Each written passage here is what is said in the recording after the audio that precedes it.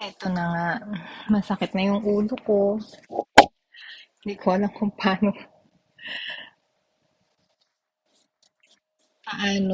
gawing more than 1 minute ang pagvi-video ko. Hmm. Anyways,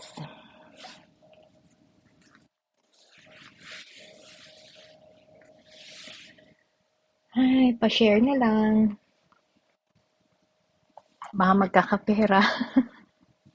Salamat po. Awa nyo na. Walang datung. Thank you.